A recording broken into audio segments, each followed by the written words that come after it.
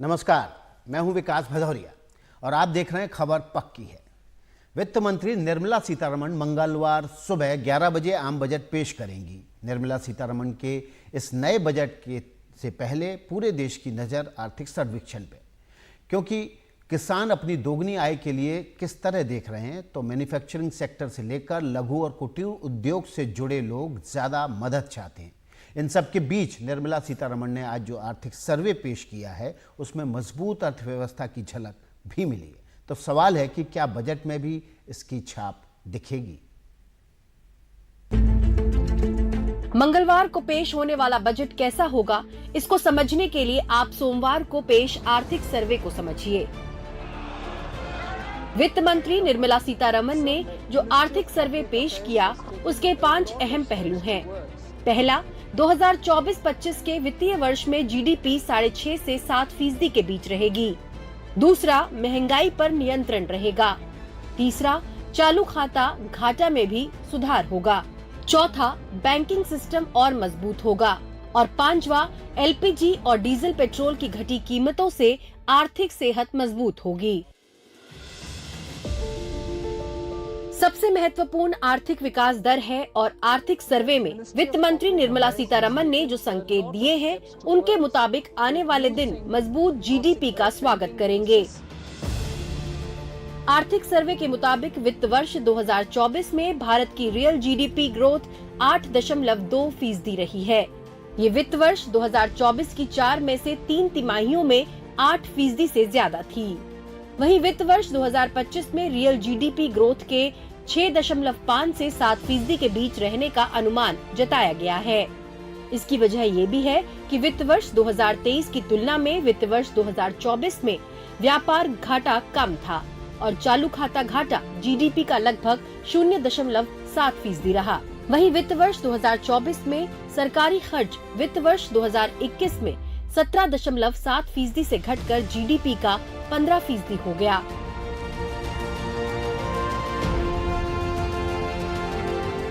विकास की इसी रफ्तार के बल पर भारत सरकार को भरोसा है कि विकसित भारत का सपना साकार हो जाएगा। आम लोगों के लिए रोजगार के बाद सबसे बड़ा सवाल महंगाई का है। उस महंगाई पर भी आर्थिक सर्वे में चर्चा की गई है। ये माना गया है कि वैश्विक स्तर पर युद्ध और तनाव का माहौल जहां महंगाई बढ़ाने वाला एक कारक बना, वहीं मॉनसून की अनिश्चितता से भी स्थिति खराब हुई। फिर भी सरकार ने आर्थिक सर्वे में कहा है कि वित्त वर्ष 2023 में औसत 6.7% के बाद रिटेल महंगाई दर वित्त वर्ष 2024 में घटकर 5.4% हो गई। ये बजट अमृत काल का एक महत्वपूर्ण बजट है। हमें 5 साल का जो अवसर मिला है, आज का बजट हमारे उन 5 साल के कार्य की दिशा भी तय करेगा। और ये बजट 2047 जब आजादी के 100 साल होंगे, तब विकसित भारत का जो हमारा सपना है, उस सपने को पूरा करने की मजबूत नींव वाला बजट लेकर के हम कल देश के सामने आएंगे। सरकार के पास लोगों को राहत देने के लिए पिछले दिनों एक बड़ा मुद्दा रहा, वो था रसोई गैस और डीजल पेट्रोल की कीमतों में कमी होना। आर्थिक सर्वे में माना गया है कि सरकार ने एलपीजी, पेट्रोल और डीजल की कीमतों में कटौती की। इसी साल मार्च महीने में पेट्रोल और डीजल की कीमतों में 2 रुपए प्रति लीटर की कटौती की गई, जिसके कारण रिटेल ईंधन महंगाई दर वित्त वर्ष 2024 में नीचे बना रहा। लेकिन बजट से पहले खाने पीने की चीजों पर छाई महंगाई सरकार के पेशानी पर बल ला सकती है।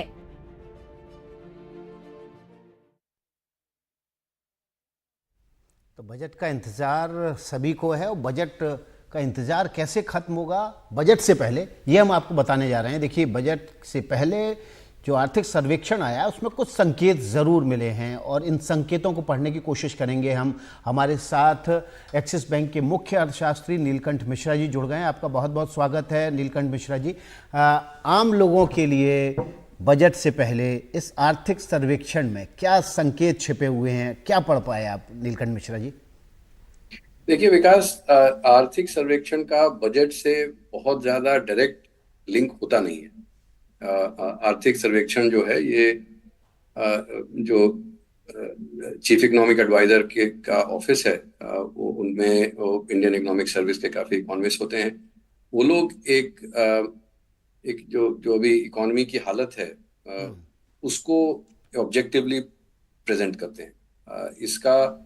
इसमें आप देखेंगे कि जैसे उन्होंने कहा है कि सरकार को अपना कंट्रोल बहुत कम करना चाहिए, कि जो अंग्रेजी में काफी अच्छे से लिखा है कि गवर्नमेंट को पावर से काफी अट्रैक्शन होता है और अगर पावर को कम कर दें तो सबकी भलाई है।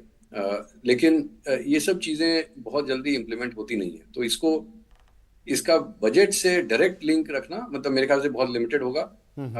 एक सबसे important of course growth target है, जो सर्वे जो है वो 6.5 से 7% कहता है। ये एक्नॉलेज करता है कि जो अभी मार्केट के एक्सपेक्टेशंस हैं वो अभी इससे ऊपर है, और काफी अच्छे मीडियम टर्म रिकमेंडेशंस हैं इसमें, जो शायद सरकार की फ्यूचर पॉलिसीज को इन्फ्लुएंस कर सकते हैं। जी, आपने बात कही कि सर्वेक्षण में कहा गया है कि सरकार को अपनी पावर कुछ कम करनी चाहिए। कौन से सेक्टर हैं जहां लगता है आपको कि सरकार को पावर कम करने की जरूरत है और उससे बोझ भी कम होगा? नहीं, वो इसमें पावर कम करने का मतलब है, वो कहते हैं कि जो लाइसेंसिंग और कंप्लायंस रिक्वायरमेंट्स हैं वो जो एमएसएमई हैं, जो माइक्रो स्मॉल और मीडियम एंटरप्राइजेज हैं, इन लोगों को इनके पास क्षमता कम होती है, इनके पास लोग कम होते हैं, तो इतने सारे कंप्लायंसेस को फॉलो करने में उनका काफी समय जाता है, उनकी वायबिलिटी पे क्वेश्चंस आ जाते हैं। तो इसलिए अगर इनको कम कर दें तो एमएसएमईज को जो कंप्लायंस रिक्वायरमेंट, जैसे मान लीजिए कि आपको कितने रजिस्टर्स फॉलो करने हैं, आपको कितने फॉर्म्स भरने हैं, कितने अकाउंटेंट्स हायर करके कितने सारे फाइलिंग्स करनी है, ये सब अगर कम कर दिया जाए तो फिर बिजनेस वाले जो हैं, जो छोटे एंटरप्रेन्योर्स हैं, वो अपने बिजनेस पे ज्यादा फोकस कर सकते हैं। सरकार से उम्मीद जताई गई है कि अधिक से अधिक नौकरियां जो है वो प्राइवेट सेक्टर में, कॉरपोरेट सेक्टर में पैदा हो, उसके लिए उपाय करने चाहिए। क्या कुछ और उपाय बाकी है, क्योंकि ऑलरेडी काफ़ी छूट दे चुकी है सरकार ताकि प्राइवेट सेक्टर में नौकरियां बढ़ें, और अब इसी वजह से कॉरपोरेट सेक्टर खासे मुनाफे पर भी है? नहीं, कॉर्पोरेट सेक्टर खासे मुनाफे पे है, बट हमारी इकोनॉमी जो है, जिसमें देखिए दो प्रॉब्लम्स हैं, दो तरह की प्रॉब्लम्स हैं। एक सिक्लिकल प्रॉब्लम है, एक स्ट्रक्चरल प्रॉब्लम है। सिक्लिकल प्रॉब्लम का मतलब कि क्योंकि कोविड के समय जो हमारी इकोनॉमी करीब 1-1.5 साल काफी मुश्किल में रही, क्योंकि लॉकडाउन्स हुए थे, तो उसकी वजह से जहां इकोनॉमी को होना चाहिए था वहां से करीब 1-1.25 साल पीछे चल रहे हैं। यानी कि 7 से 9% पीछे चल रहे हैं, जो कहते हैं उसको प्री पैंडेमिक पाथ। अब वो उसके कारण जो 1-1.25 साल के जो नए वर्कर्स आए, उनके पास नौकरियां नहीं है, तो इसलिए एक सिक्लिकल प्रॉब्लम है जॉब क्रिएशन की। और एक स्ट्रक्चरल प्रॉब्लम ये है कि अगर हमें ऐसे भी हमारी फीमेल लेबर फोर्स एम्प्लॉयमेंट बहुत कम है, हमारे पास खेती में ओवर एम्प्लॉयमेंट है, यानी कि कहने जो डिस्गाइज अनएम्प्लॉयमेंट है, कि जो हम जहाँ 8-10 करोड़ वर्कर से काम चल जाएगा, वहाँ 20-22 करोड़ वर्कर्स हैं, तो इनको सभी को नौकरियां देनी है। तो ये बहुत बड़ी समस्या है, और इसका हल तभी निकलेगा जब हम कुछ इंटरनल डिमांड इंजिन्स, जैसे मान लीजिए कि रियल एस्टेट मार्केट है, जहाँ पे घर तो सबको अच्छे चाहिए। अगर आपका डोमेस्टिक डिमांड है, डोमेस्टिक सप्लाई है, अगर आप अर्बन एडमिनिस्ट्रेशन को ईज कर दें, आप अर्बन इंफ्रास्ट्रक्चर बनाएं, तो शहर और विस्तार से बढ़ सकते हैं आप, तो उससे काफी जॉब्स क्रिएट हो सकते हैं। जी। अगर आप स्किलिंग रिक्वायरमेंट्स को इम्प्रूव करें, जैसे वो इकोनॉमिक सर्वे भी कहता है कि स्किलिंग पे फोकस, वो कहते हैं कि केवल 4.4% ऑफ ग्रेजुएट्स जो हैं वो एडिक्वेटली स्किल्ड हैं। तो अगर सरकार स्किलिंग पे फोकस करती है अगर सरकार हमारे जो यूथ हैं उनको ठीक से स्किल कर पाती है तो बहुत बड़ी अपॉर्चुनिटी है दुनिया में।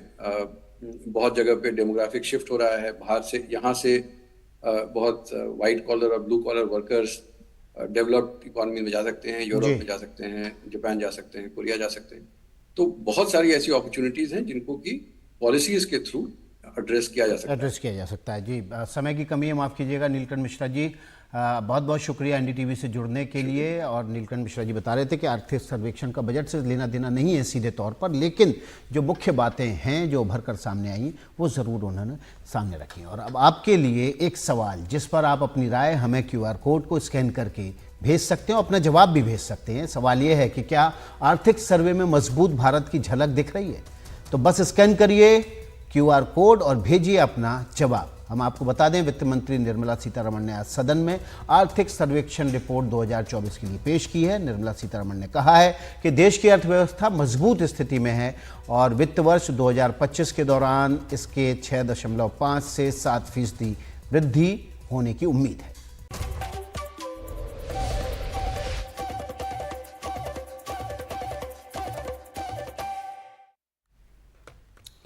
तो बजट का सबको इंतजार है। बजट में किसकी जेब में क्या आएगा, किसकी उम्मीदें पूरी होंगी, ये कल पता चलेगा। लेकिन उससे पहले सरकार ने आज अपना आर्थिक सर्वेक्षण 2024 के लिए पेश किया है। इसमें कुछ अहम बातें भी हैं, कुछ इशारे भी हैं। आम आदमी के लिए क्या है इशारे, वो समझने की कोशिश करेंगे। IMF की पूर्व अधिकारी प्राची मिश्रा हमारे साथ हैं। प्राची जी, आपका NDTV पे बहुत बहुत स्वागत है।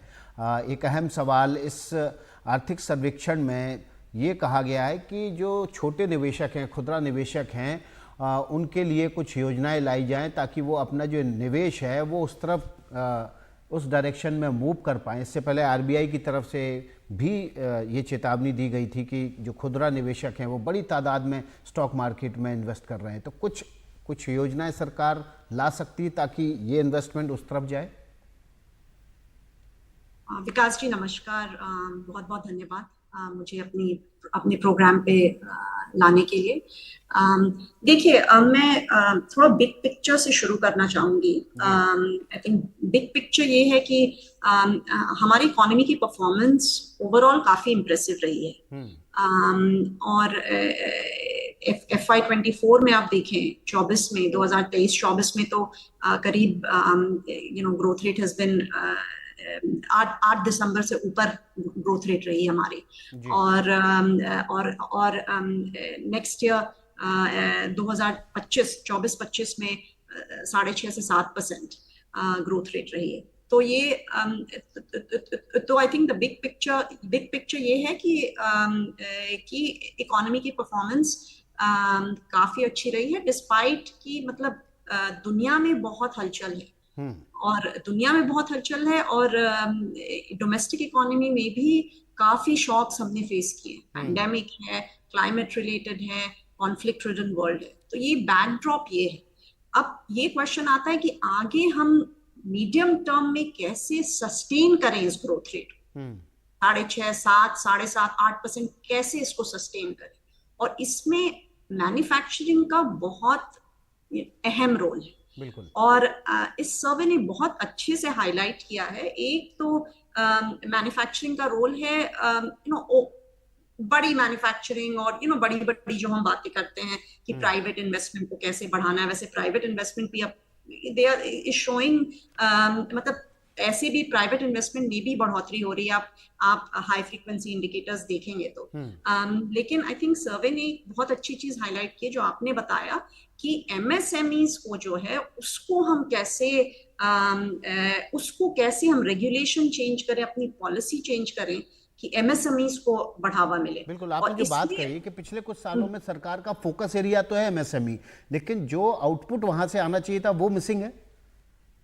हाँ, क्योंकि बहुत सारी, ये सर्वे ने मुझे लगा कि बहुत अच्छे से इस चीज को डिस्क्राइब किया कि बहुत सारे लो हैंगिंग फ्रूट है, छोटे छोटे रेगुलेशन हैं, जैसे कितनी मतलब कितना लैंड चाहिए, लैंड स्पेस देखे, लैंड मतलब कोई छोटे निवेश अगर शुरू करना चाहते हैं तो लैंड पे क्या रिस्ट्रिक्शंस है, पार्किंग स्पेस पे क्या रिस्ट्रिक्शंस है, फ्लोर स्पेस पे क्या रिस्ट्रिक्शंस है। सो ये छोटी छोटी चीजों वो जो सर्वे ने ध्यान दिया है उससे मैं बहुत बहुत ही इम्प्रेस्ड हूँ। ये सब बिल्कुल लो हैंगिंग फ्रूट है। जो बातें और कही गई हैं प्राची मिश्रा जी कि सरकार को अपनी शक्तियां कम करनी चाहिए, वो इसी कंटेक्स्ट में है कि भाई लाइसेंसिंग को आप थोड़ा सा और उसमें रिलैक्सेशन दो, कम से कम करो, इंस्पेक्टर की एंट्री मिनिमम हो।